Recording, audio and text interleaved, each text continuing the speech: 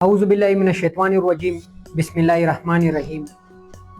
बड़े अफसोस के साथ एक दफ़ा फिर बलूचिस्तान आज लहूलुहान हुआ।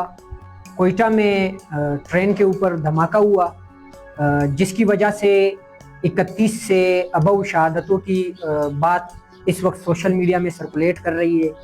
इसके साथ साथ 52 से ऊपर अफराद ज़ख्मी बताए जा रहे हैं, जो सोशल मीडिया पे चल रहा है। तो हमें बड़ा अफसोस हो रहा है। एक तरफ लोग ईद की खुशियां मना रहे हैं, एक तरफ अशराफिया के बच्चे जो हैं वो ईद की शॉपिंग कर रहे हैं, और दूसरी तरफ बलूचिस्तान की माएँ बहनें लाशें उठा रही है, वो खून से आलूद कपड़े उठा रही है। तो बड़ा अफसोस हो रहा है हमें कि एक मुल्क में दो दस्तूर चलाए जा रहे हैं। कोयटा में ये पहला वाकया या पहला धमाका नहीं है, ना बलूचिस्तान में ये पहला वाकया पहला धमाका है, बल्कि पिछले 3 दिन की अगर हम तारीख उठा के देख ले, डेटा उठा के देख ले, मुख्तलिफ मकामात पर दहशतगर्दी के वाकयात हुए। हमारे डिस्ट्रिक्ट में ज़िला हरनाई में मांगे के एरिए पे ट्रकों को जलाया गया। ट्रकों को जलाने के साथ साथ मोहसिन नकवी को शर्म आनी चाहिए, जिसने बलूचिस्तान आके बलूचिस्तान के लोगों का मजाक उड़ाते हुए कहा था कि ये एक SHO की मार है। तो सुने नकवी साहब, मांगी एरिया में जो ट्रकों को जलाया गया, ट्रकों को जलाने के बाद वहाँ नाके पे मौजूद SHO को अगवा कर दिया गया। उस SHO के साथ 2 मजीद अफराद जो उनके इलाके से थे उनको अगवा किया गया। एक हमारे डिस्ट्रिक्ट हरनाई जो हरनाई से ताल्लुक रखते हैं, शिंगुल तरीन साहब, तो उनका अगवा होना, एक वो अगवा हुए, यानी 4 अफराद। तो ये सरफराज बुख्ती के लिए मरने का मकाम है। सरफराज बुख्ती दावा करते हैं कि मेरा ताल्लुक पीपल्स पार्टी से, पूरे पीपल्स पार्टी के लिए मरने का मकाम है। मलिक शिंगुल जो है वो हमारे डिस्ट्रिक्ट के, जिस जिले से मेरा ताल्लुक है, वो इस डिस्ट्रिक्ट के पीपल्स पार्टी के जिले जनरल सेक्रेटरी है। एक तरफ से पीपल्स पार्टी की हुकूमत है, दूसरी तरफ से शिंगुल अगवा हुए, आज चौथा या 5वां दिन है, या SHO को अगवा हुए या उनके साथ मजीद अफराद अगवा हुए, आज चौथा 5वां दिन है। ना हुकूमत की तरफ से कोई खातिर ख्वाह बयानिया नजर आ रहा है, ना मजीद कोई ऐसा हल्का हमें नजर आ रहा है जिसको देख के हमें ये महसूस हो कि ये लोग बाइज्जत वापस अपने अपने फैमिलियों के पास आ जाएंगे। दूसरा जो SHO अगवा किया गया है, ये वो SHO है जिसके एक भाई को इसी मांगी के मकाम पे चंद साल कबल दहशतगर्दी के वाकये में शहीद कर दिया गया। तो हम हैरान हैं कि ये किस तरह की हुकूमत है और किस तरह की सिक्योरिटी इदारों की पॉलिसी है इस सड़क पे, बल्कि पूरे बलूचिस्तान में। दारुल हुकूमत की बात करता हूं, जो आज धमाका हुआ है कोयटा में, हर सड़क पे कैमरे लगे हुए, हर सड़क पे CCTV फुटेज लगे हुए हैं, लेकिन इसके बावजूद पता नहीं ये दहशतगर्द कैसे आ जाते हैं और कैसे बासानी निकल जाते हैं। दूसरी तरफ सियासी कारकुनान के साथ, अपना बता रहा हूँ, BYC का बता रहा हूँ, PTM का बता रहा हूँ, सबका बता रहा हूँ, उनको आपने कैदो बंद में रखा हुआ है।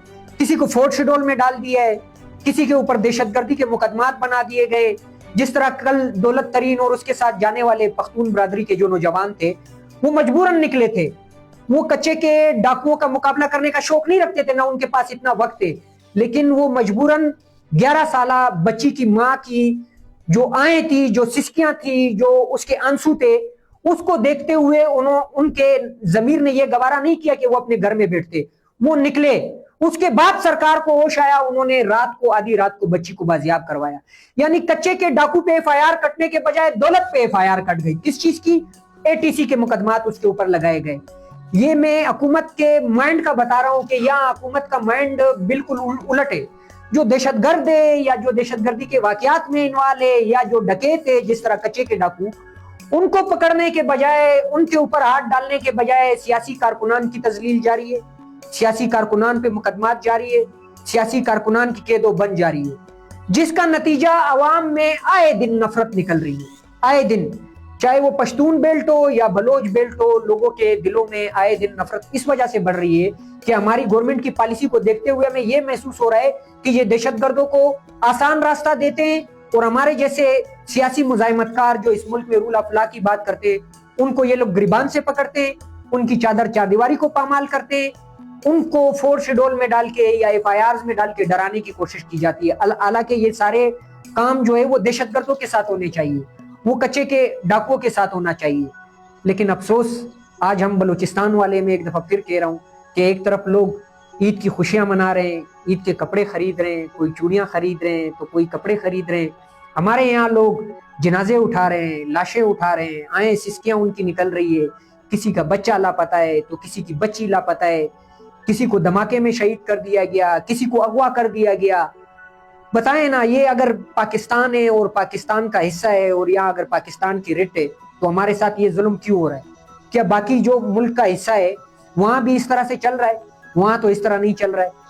ہر جگہ پہ مسائل ہوں گے، لیکن جس طرح کے مسائل کا سامنا بلوچستان کی عوام کر رہی ہے یا پختون قبائل کر رہے ہیں یا بلوچ کر رہے ہیں، اس طرح کے مسائل کا سامنا ہمیں کہیں اور نظر نہیں آ رہا ہے. تو ہم ہاتھ جوڑ کے اپیل کرتے ہیں کہ اس ملک میں آزاد خارجہ پالیسی کے لیے جو آپ نے ہمارے ملک کے لیڈر کو بند کیا ہے اسے فوری طور رہا کریں. آپ امریکہ کی خوشنودی کے لیے، آپ ڈالر کے لیے یا آپ کسی اور ملک کی خوشنودی کے لیے، معدنیات کے لیے ہمیں کسی کا ایندھن نہ بنائیں، ہمیں ان کے جنگ میں نہ گھسیڑیں، ہمیں ان کے لیے خون آلود چہرے ہمارے گھروں کو نہ بھیجیں. خدا را اپنے ملک کے لیے، اپنے ملک کے بہتر مستقبل کے لیے بلوچستان کے عوام پہ رحم کیا جائے، وگرنہ اس سے مزید نفرت بڑھے گی اور مزید نفرت کا نتیجہ ہمیشہ برائی ہوتا ہے، اچھا کبھی بھی نہیں ہوتا ہے. وسلام.